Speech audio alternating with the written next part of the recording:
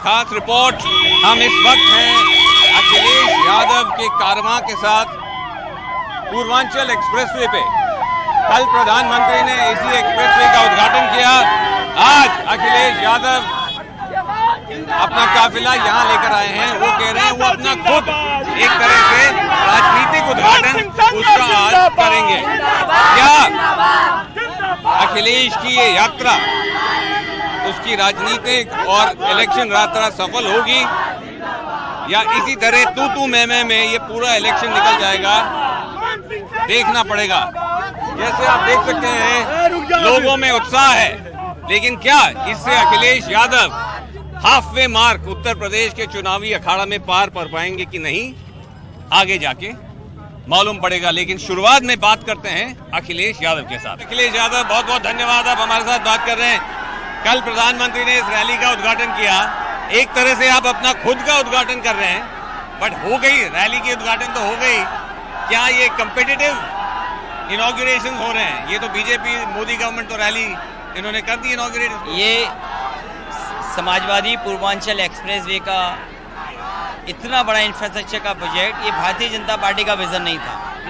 Bharatiya Janata party ने अपने चुनाव में भी इस समाजवादी पूर्वांचल एक्सप्रेसवे के बारे में नहीं कहा। अच्छा। ये जिस समय समाजवादी सरकार थी उसी समय तय किया गया था कि पूर्वांचल के इलाके को जोड़ने के लिए जितना अच्छा आगरा लखनऊ एक्सप्रेसवे बनाए, इससे बेहतर एक्सप्रेसवे यहाँ बनाएंगे।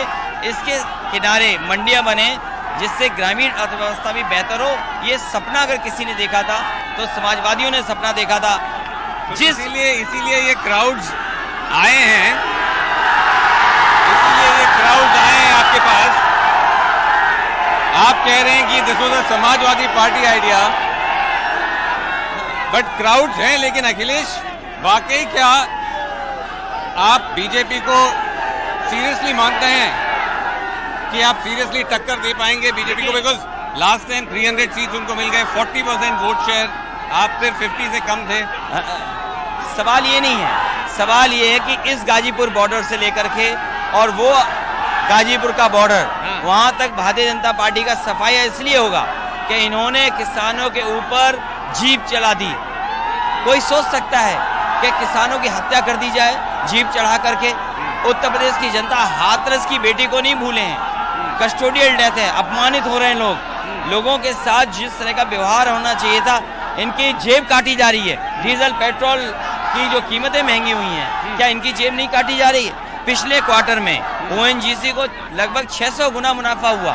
आखिरकार गरीब की जेब काट करके मुनाफा हो रहा है। लेकिन जो मोदी जी कह रहे हैं कि समाजवादी पार्टी की सरकार आएगी तो दोबारा गुंडा राज होगा, अत्याचार होगा, बाहुबलियों का राज होगा। क्या भारतीय जनता पार्टी को नहीं पता कि कल जो पैदल चलने वाले मुख्यमंत्री थे, कितने मुकदमे उनके ऊपर? क्या मुख्यमंत्री कोई देश का मुख्यमंत्री ऐसा होगा जिसने अपने मुकदमे वापस लिए हों? ये पहले मुख्यमंत्री हैं जिन्होंने अपने मुकदमे वापस लिए हैं। और मैं आपको कह के जा रहा हूं कि इसी पूर्वांचल से, और इन्होंने दरवाजा खोला था बीजेपी का, इन्होंने बीजेपी का दरवाजा खोला था, यही दरवाजा बीजेपी का बंद करने जा रहे हैं।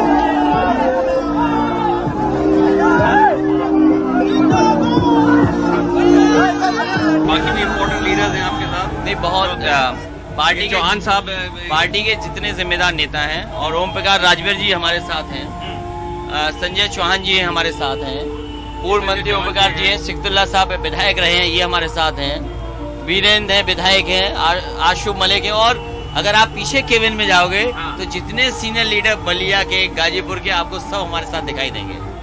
ये अलायंसेस इम्पोर्टेंट है? कितने इम्पोर्टेंट है ये जो गठबंधन जो आप बना रहे हैं, अलग अलग जो कम्युनिटीज जुड़ रहे हैं आपके साथ? जो बाबा साहब भीमराव अम्बेडकर जी या जो हमारा संविधान कहता है कि सबका हक और सबका सम्मान हो, सबकी भागीदारी हो, समाजवादी पार्टी सबका सम्मान करेगी, सबका भागीदारी करेगी। और इनकी, हमारी और हमारे साथियों की सबकी मांग ये है कि जब इतनी बड़ी जनगणना हो रही है तो कि जातियों की, पिछड़ों की जनगणना क्यों नहीं हो रही?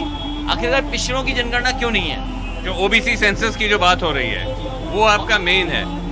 और ओम प्रकाश जी, ये बताइए कि क्या हुआ, मतलब किस वजह से? आप तो एनडीए में थे, बीजेपी में थे, मंत्री भी रह चुके योगी आदित्यनाथ की सरकार में, अब आप यहाँ क्यों आ गए हैं? देखिए, पूरे देश पर गुजरातियों का कब्जा हो गया है। सीबीआई का चीफ गुजराती, ईडी का चीफ गुजराती, वित्त मंत्री गुजराती, गृह मंत्री गुजराती, प्रधानमंत्री गुजराती। और कल आपने देखा कि पूरे उत्तर प्रदेश को जलील कर दिया गया उद्घाटन के समय। मुख्यमंत्री का मतलब होता है कि पूरे प्रदेश की जनता ने चुना है और कल उनको पैदल कर दिया। ये है गुजरातियों का खेल। और गुजराती नहीं चाहते कि इस देश में रहने वाले गरीब, कमजोर, वंचित, पिछड़े, दलित, अल्पसंख्यक को हक मिले। वो ये चाहते हैं कि इन लोगों को गुलाम बना लिया जाए। ये चाहते हैं कि ये हमारी बात माने और ये अपनी बात न करें।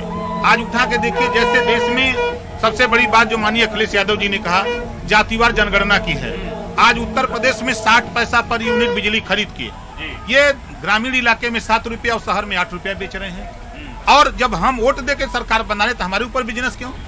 नहीं, तो जो आप कह रहे हैं कि गुजरातियों का कब्जा हो गया है, लेकिन आप तो उन्हीं के सरकार में थे। नहीं, मैं सरकार में था तो आपने देखा कि मैं जब गया तो मुझे मालूम हुआ ये गुजराती पूरे देश को गुलाम बनाना चाहते हैं, तो मैंने तुरंत अपना शुरू कर दिया उनके खिलाफ।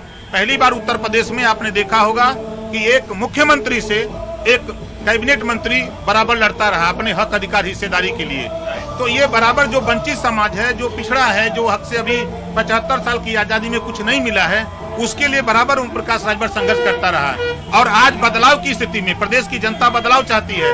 बदलाव में माननीय अखिलेश यादव जी, समाजवादी पार्टी फिट बैठी और भारतीय जनता पार्टी की विदाई करने के लिए हम लोगों ने एक भागीदारी संकल्प मोर्चा बनाया था। जिस तरह से आप कह रहे हैं कि आप गुजरातियों ने बीजेपी पे कब्जा कर लिया, जो कहा जाता है कि समाजवादी पार्टी सिर्फ यादवों की पार्टी है, यादव मुस्लिम है और नहीं समाज है। देखिए, ये तो अगर ये बात कही जा रही है तो भारतीय जनता पार्टी गुजरातियों की पार्टी हो गई तो उसमें भारत के लोग, यूपी के लोग क्यों? सवाल खड़ा होता है कि गुजरातियों के ऊपर अगर ये गुजराती लोग हैं। आप नहीं मानते कि जो अखिलेश जी जो समाजवादी पार्टी है वो सिर्फ यादव डोमिनेटेड है? नहीं नहीं नहीं नहीं। देखिए, इस देश में रहने वाले अहिर, गडेरी, कुंभी, कोयरी, भर, चमार, मुसर, धोबी, खट्टी, पासी, केवट, बिंद, मलाह, जुल्हा, दुनिया, सारी, शेख, तैयद, पठान, चौहान, ठाकुर, ब्राह्मण, बनिया, लाला, गुण, खरवार, भूमिहार, बिया, नाई, खंघार, आरा, कर्कबंसी, बंजारा, बहेलिया, ये जितने भी नाई, गुण, पासवान लोग हैं, ये सबके लीडर हैं, एक जाति के लीडर नहीं है। ये तो भारतीय जनता पार्टी के लोग बदनाम करते हैं कि लोग बदनाम होकर के हमारे साथ रहे।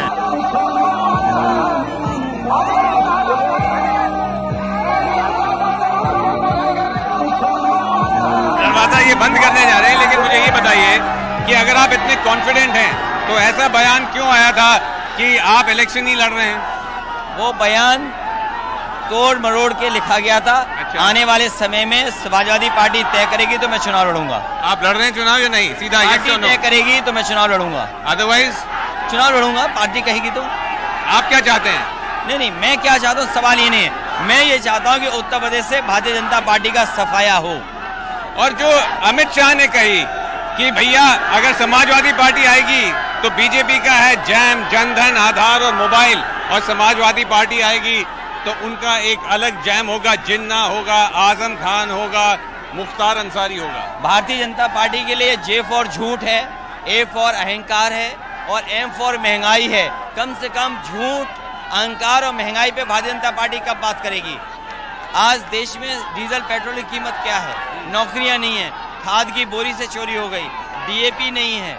किसी भी किसान से आप पूछ लियो, धान खड़ा है खेत में, क्या धान की कीमत मिली है? यहाँ पर कोई धान की कीमत क्या दे पाए हमारे गरीब किसान को?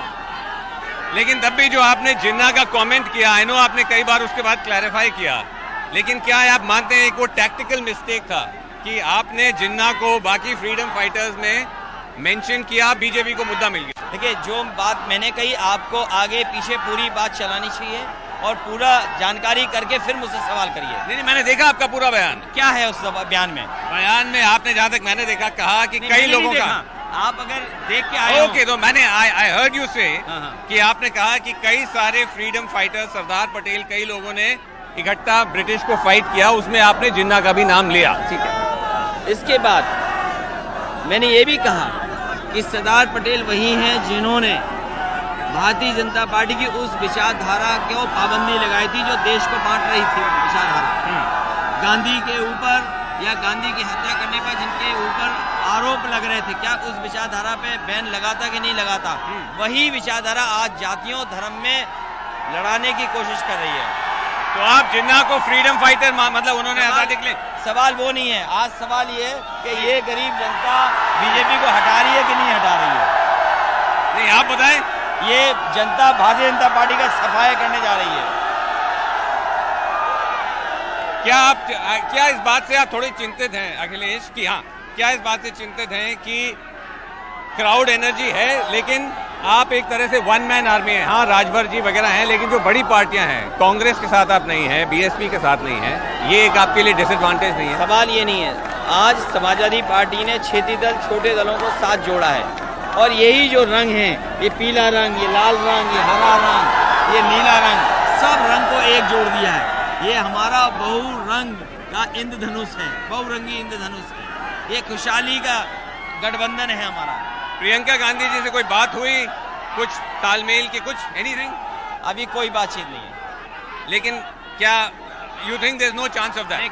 कांग्रेस से कोई गठबंधन समाजवादी पार्टी नहीं करेगी। और जयंत चौधरी आपसे भी मिल रहे हैं, बातचीत हो रही है। जयंत चौधरी आपसे भी मिल रहे हैं, प्रियंका गांधी के साथ भी मिले? वो बात पुरानी हो गई है और बहुत जल्दी उनके साथ भी गठबंधन तय होगा। लोकदल है आपके साथ? हाँ, बहुत जल्दी गठबंधन तय करेंगे। बट अभी तक Akhilesh you have not made any promises, आपने अपना विजन सामने नहीं रखा है उत्तर प्रदेश के लिए, उसकी कोई खास वजह? ये विजन आप देश में बताओ, इससे अच्छा एक्सप्रेस वे कहीं देखा हो तो बता दो। और जो लोग उद्घाटन करके गए हैं, आप इसका पूरा अभी भी क्रेडिट ले रहे हैं। नहीं, सवाल क्रेडिट का नहीं है। आप तो इतने जर्नलिस्ट हैं और इतने अच्छे चैनल के जर्नलिस्ट हैं, तो आपको तो सच्चाई पता होनी चाहिए। और कम से कम आप सच्चाई की बात कर रहे हो तो ये बताइए ये विजन किसका है? ये विजन उनका नहीं है जो कल आए थे, ये विजन समाजवादियों का है। राजभर जी, आप अखिलेश के साथ हैं, वाकई आप मानते हैं कि बीजेपी का इतना बड़ा बाहुबली आर्मी है, अमित शाह है, मोदी हैं, सब हैं, 400 सीट 300 सीट में से 400 में से 300 जीत गए, तब भी बाबा साहब डॉक्टर अंबेडकर जी ने सबसे बड़ा अगर पावर है तो वोट का है। ये जो आई हुई भीड़, ये अभी आधी देख रहे हैं ना, अभी इसके बाद तूफान होगा। जिस दिन वोट की चोट होगी उस दिन मोदी जी हो, चाहे अमित शाह जी हो, चाहे कोई हो, कोई टिक नहीं पाएगा। ये जनता है, जनता महंगाई की मार से, भ्रष्टाचार से, इनके आतंक से सब उठ चुकी है। तो ये बताइए कि इस बार क्या लग रहा है चुनाव में, क्या होने वाला है? बीजेपी और मोदी जी, योगी जी तो बहुत ताकत से उतरे हुए हैं यहाँ। देखिए, जिस तरह से देश की जनता और पूर्वांचल की जनता, पूर्वांचल एक्सप्रेसवे के अंतर्गत जितने जिले आते हैं, पूर्वांचल की जनता जानती है कि एक्सप्रेसवे का 99% जमीन का अधिग्रहण आदरणीय श्री अखिलेश यादव जी के सत्ता शासन में हो गया था और यहाँ के किसानों को मुआवजा आदरणीय श्री अखिलेश यादव जी ने अपने सरकार में ही दे दिया था। तो जो सरकार जमीन अधिग्रहण 90% कर चुकी थी, उन्होंने ही देश में पहली बार हवाई जहाज, लड़ाकू विमान उतारा। तो मोदी जी जिस चीज का श्रेय ले रहे हैं, जनता जानती है सच्चाई क्या है, लड़ाई सच्चाई बनाम झूठ की है। नहीं, लेकिन हाईवे तो मोदी जी सरकार, मोदी की सरकार ने तो कंप्लीट किया, उसको बनाया। कंप्लीट से मतलब नहीं है, उसमें 70% हो गया था काम। आजमगढ़ तक जमीन दे दी गई थी, किसानों की ले ली गई थी, पैसा भी दे दिया गया था। बीच में फैजाबाद अयोध्या का मामला अटका हुआ था, लेकिन मोदी जी को अपना नाम कर रहे हैं। आप ये बताइए, आप दिल्ली के रहने वाले हैं, आप दिल्ली में इतने साल से मोदी जी हैं, 2014 से क्यों नहीं बनवा दिए? पहले 2017 के बाद ही क्यों बनवाए? 17 में काम पूरा हो गया था, तब मोदी इनको 14 में ही बनवा देना चाहिए। जो बाकी बाकी जो मोदी और योगी सरकार कह रही है हमने इतना कुछ लोगों के लिए किया है, उनको किस्त दी है, टॉयलेट बनाए हैं और क्या क्या नहीं किया है, सिलेंडर दिया है, उसके बारे में क्या? हमारी मुद्दा यही है कि जनता आज बेरोजगार है, यूथ है, नौजवान है, भर्तियों के लिए बेरोजगारी में तड़प रहा है इधर से उधर। ये गवर्नमेंट एक भी वैकेंसी नहीं लाई, न पूर्ण कर पाई। आज हमें ये लोग क्या करते हैं कि हमें धर्म के नाम पे और बेवजह के लोगों के विवाद में लोग फंसाते हैं। हमें तो चुनाव इस मुद्दे पर लड़ना, विकास चाहिए हमें। लेकिन जो कहा जाता है कि जो पिछली बार समाजवादी की सरकार आई थी उसमें बहुत गुंडाई थी, दबंग लोग थे, आज गुंडों की जाति देखी जाती है। एक मिनट, आज गुंडों की जाति देखी जाती है। इतने बड़े बड़े ब्रिजेश सिंह से लेके बड़े बड़े माफिया ठाकुर हैं, आज इसके सरकार के विधायक बलात्कारी, इनको बलात्कार के आरोप है, तो इनको क्यों नहीं छोड़ा जाता? गुंडों के बारे में बताइए, जो कहा जाता है कि समाजवादी पार्टी की सरकार में। देखिए, उत्तर प्रदेश में सबसे बड़ा गुंडा मंत्री का बेटा है, जो हत्थों किसानों पर गाड़ी से रौद दे रहा है। ब्रिजेश सिंह जेल में पंचायत लगा रहे हैं, यही बनारसे में उनका भतीजा है, वो विधायक है सही जराया से, पार्टी में कोई उस पर कानूनी कोई कुछ नहीं हुआ। लेकिन मेरा ये पूछना है कि अगर अखिलेश यादव ने पिछली बार इतना अच्छा काम किया था तो इतनी बुरी तरह से हार क्यों गए? मतलब लोगों को कुछ ना कुछ तो दिक्कत लगी, कुछ तो प्रॉब्लम तो हुआ होगा। देखिए, ये जनता का फैसला है। राष्ट्रीय अध्यक्ष जी ने आप देखा ही होगा कि किस स्तर से उन्होंने जमीन स्तर से लेके हर जाति वर्ग के लोगों को सम्मान देने का काम किया। तो हार क्यों गए फिर 2017 में इतनी बुरी तरह से? क्योंकि जनता से कुछ भूल हुई, जो कि इन्होंने बड़ा सपना इन्होंने दिखाया, बड़ा सपना। अब पब्लिक आ जा चुकी है। अब क्या बोल रहे हैं? मंदिर मस्जिद कब्रिस्तान सब शाम बोले थे प्रधानमंत्री जी आके। बताइए, प्रधानमंत्री जी, एक प्रधानमंत्री जी हैं जो पढ़ा लिखा युवा जो सिडनी से पढ़ के आया है, वो जब काम किया। अच्छा बताइए, 108 एम्बुलेंस गांव में दिखती है। अगर दोबारा वो हिंदू मुस्लिम कर देते हैं, शमशान कब्रिस्तान करते हैं, फिर सर आपने बताया कि अगर आपने बताया कि समाजवादी सरकार क्यों चली गई, अगर काम करे, आपने एक सवाल किया कि समाजवादी सरकार क्यों चली गई, तो पिछले 70 साल से केंद्र में बीजेपी क्यों नहीं आई? उसको भी तो आना चाहिए। 70 साल से बीजेपी क्यों नहीं? मैं नहीं कह रहा हूं कि वो पार्टी बहुत बेहतर थी, लेकिन बीजेपी को भी तो आना चाहिए। भूटान हमसे पेट्रोल खरीदता है, हमसे सस्ता है, लेकिन हमारे देश से खरीदता है। हमारे यहाँ पेट्रोल महंगा है। कौन सा रणनीति है सर? ये गवर्नमेंट यही नेपाल के बॉर्डर पर के लोग नेपाल में जाते हैं पेट्रोल लेने, जबकि वो हमसे गरीब देश है।